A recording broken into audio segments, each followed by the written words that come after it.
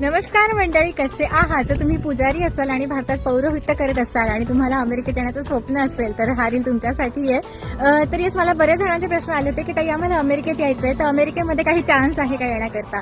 तर अमेरिकेत येण्यापूर्वी इथले जे संस्था असतात, धार्मिक संस्था, जसं की इथले टेम्पल्स झाले, मंदिर झाले, तर इथे आपल्या भारतीय पुजाऱ्यांची अत्यंत गरज असते. कारण आता इथे भारतीय लोक पण वाढले, तर सगळ्यांनाच गरज असते कुठलाही इथे फंक्शन आपल्याला करायचं असेल तर इथे इंटरव्ह्यूज घेतले जातात. तुम्ही हे सगळं ऑनलाईन चेक करू शकतात. एकदा इंटरव्ह्यू मध्ये तुमचं सिलेक्शन झालं की तुम्ही इथे R1 विजा किंवा EB4 विजा, हे दोन प्रकारचे ते विजाच असतात, रिलिजियस विजा. तर त्या विजावर तुम्ही अमेरिकेत येऊ शकतात. R1 विजा हा टेम्पररी विजा असतो. 30 महिने तुम्हाला हा विजा मिळतो आणि 30 महिन्याचा कालावधी संपला की तुम्हाला अमेरिकेच्या कुठल्या तरी बाहेरच्या देशात जाऊन मग तो एक्सटेंड करून घेता येतो अजून 30 महिने.